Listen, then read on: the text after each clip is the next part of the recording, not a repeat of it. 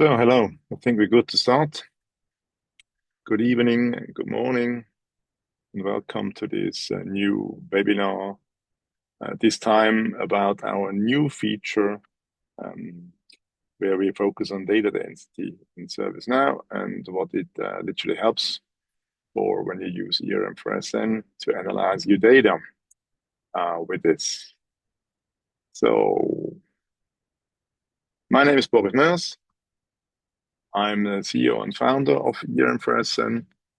I'm working with ServiceNow since 2009, and I've came across a migration from IBM Maximo to ServiceNow back in 2009, and was quite a challenging task because we had to migrate the whole CMDB, and that's why I invented EM for SN, which literally is a tool helping you to understand the data structure of ServiceNow. ServiceNow has eternally a couple of, 1,500 tables. Depends how many application and modules you have installed. And to analyze or understand the structure of this in ServiceNow can be quite challenging, especially on this topic of CMDB migration. And that's why we developed this. It's literally it connects to your ServiceNow instances and collects all the meta information about the schema and now as well about the usage of the data. By the way, if there are some questions, please use the FAQ feature. We're gonna cover the question at the end. So this is an overview of some of the features which we have. As I said, we have this data density feature, but we also do have other features. We can show the table structure, the relationships, the inheritance, the object structure. We can show how a scope looks like, or the table of underneath, or the structure of the underneath tables. We generate UML diagrams, which you can export in Enterprise Architect if you want to use this, or other tools which support XML. And we have a lot of other features, the table distribution about in what environments a table exists, if a column is different, how a column or a table has changed over time. You can use this information for platform upgrade. It's very useful. We can do consistency checks, how fields, if all the field data types are the same. We can also compare instances. So you can compare the next version of ServiceNow with your current version. You will see where you're gonna have conflicts on schema layer. We also do this over time, so one can create releases in ERM for SN and then see what columns have changed over time. Very nice to analyze if someone did a production deployment without proper approval. And we also analyze some schema apps. But today I'm going to talk mainly about the data density feature, which is our new feature. So what is data density? What we do is we measure how the tables and columns and relationships are used in your ServiceNow instance. So we use aggregation function to collect count sums about this. And then with this information, we can indicate this in the model. So instead of browsing through just all the tables which you have in ServiceNow, you can browse through only the tables which are populated with data. So we focus on the tables which are most relevant for your operations. So why is this important? As I said, we focus on the areas which contain data. So you save a lot of time if you don't look into literally tables which no one is using. So this helps also by designing integrations. This is very useful if you want to report. So if someone has to create a report in ServiceNow, and now you know where the data sits, it's very useful to do that as well. So we have some use cases here. We're going to demo this later, but I just want to talk about two use cases first. So use case number one, looking at the populated structure, right? So we want to see what elements are populated, where does data sit in ServiceNow. Without that, when one can look at tables in general in ServiceNow and just see if they have columns or rows, I have to say. And this is manually, it's a no-go to do that. And if you want to even drill it down to the columns, it's going to be even worse, right? So that's why out of the box, there is no easy way to do that with ServiceNow. And with ERM+N, with the data filter enabled, you can easily analyze where the data sits, what columns are used and not. Simple as that. And then a more specific use case, as I also mentioned, reporting. So if you ever try to create a report in ServiceNow, it has some reporting capabilities, but you also have to exactly know what data you want to look into or report on. And without knowing the data structure in detail, this can be challenging to do. So here's the same thing. If you have data density information, creating a report is super easy, right? Because you can all focus on what's relevant. So to show you this in details, we move to a demo. I have here the public demo open. You can log into that too. It's public available on the internet. Here I give you a quick overview what we see. We are logged in. We are in San Diego. Here in this demo instance, we have a bunch of ServiceNow instances, PDIs loaded just for demo purpose. This is easy to look. You can use it anytime. You can look up what's there out of the box, but it will not contain your own data, for sure. So we have scope and apps. This is where we literally show the diagram information, structural information about how a scope or a classic app is designed. Then we can look up tables and columns. Same thing here. We also see the details of a table only. I'm going to show you that in a minute. Then we have a health feature, which gives you an impression about how an instance is customized. Then we also do release, as I said, over time. So where we show what it has changed over time. We have a diagramming feature, which creates UML diagram. And we can analyze the instances too. I just invite you here to go to this public demo page and play with this.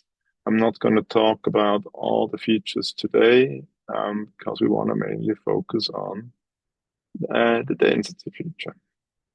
So what we do is, if you go to table, this is a table view. So if you just search for, in this case, a Linux server, this is how it's displayed. You see the structure. So the Linux server extends CI server, extends CI computer, etc. We have information about siblings, table details, when it was created and by whom, and then we have a list of columns which that table has or inherits from parents, which is quite a list here, right?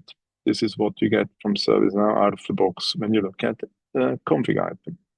Then at the bottom, we see that this table is in all environments available. We see that not all attributes are same on all the environments which we have. These are different, so one could also analyze or show the difference here. And then which table have a back reference to this table. And the diagram, of course, which you can browse and zoom into and have a look at what the structure and the relationship of this table is. And this is the classic view. On this San Diego instance, we don't have big data density enabled.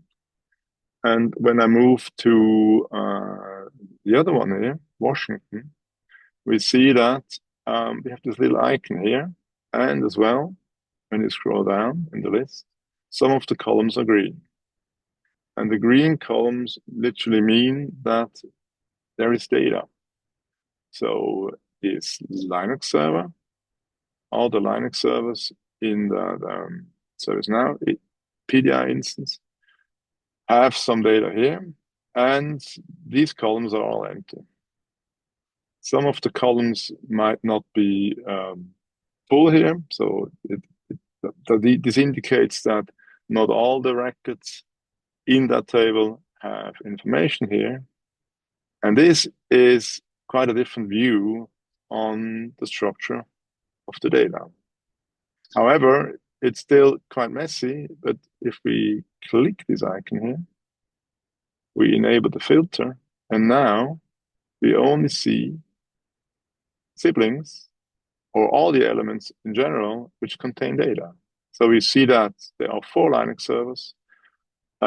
We have parent CI servers. We have CI computer. We have hardware, none of it's hardware. So we have to say 901 is the sum below. And here we have 1 CI. This is interestingly, it's because the CI should not, there should not be a physical CI. And we have everything is CMDB, so we have 2,784 CIs here in general. By the way, this CI here is used for migration purpose from ServiceNow out of the box. So now if you browse the whole structure, the whole scopes, everything in this ERM4SM instance, it will only show tables which contain data, or which have chart tables which contain data. And now the view is different, right? So now we have only the green fields in place. We see that not every Linux machine has a CPU manufacturer in place. And this is a completely different view to the data. So it's much easier to read and understand what such a Linux machine looks like if you have this data. On top of that, if you scroll to the bottom, now the diagram is green. So now it only contains those fields which contain data. And we can also change that to the detailed view, which gives you similar as in if the filter is disabled, and detailed information about all the relationships. So this is generally the new way of looking at data with ERM4SM. So we can go to the scope. We can go, no, that's a bad idea. I don't want to show it on the scope. I literally wanted to show this on the related items here. So we can walk up here to the CI computer, and now we have the same thing here. We can go down to CI server or storage in this case, where we only have one, which gives you then this the way to navigate through the tree of tables and how they contain data.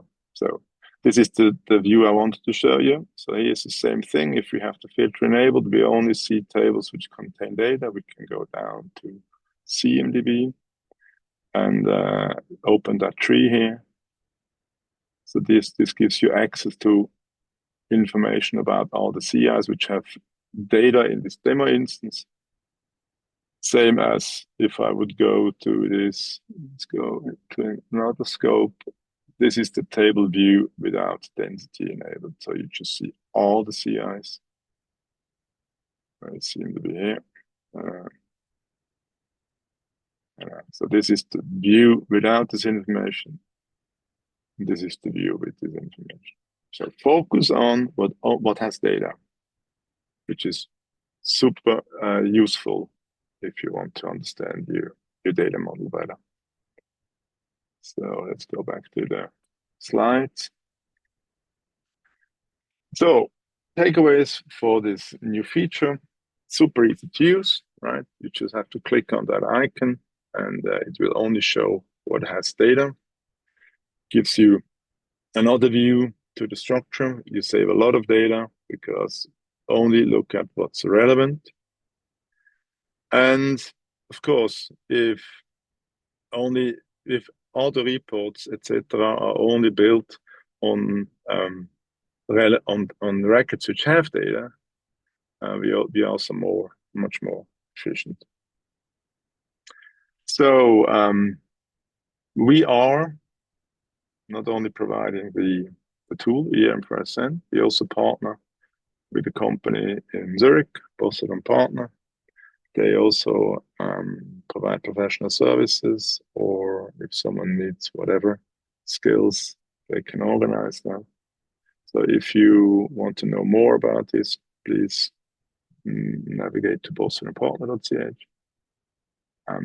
They are our distribution partner for Europe.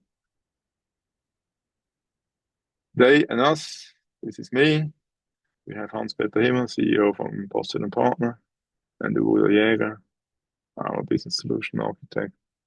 If you have any questions, you can always reach out to us. That's it so far from my side. Thank you for joining this webinar. If you have any questions, I don't see any. If you have any further questions, you can always send me an email. Happy to answer that. And with that, thank you very much for joining and have a nice rest of the day.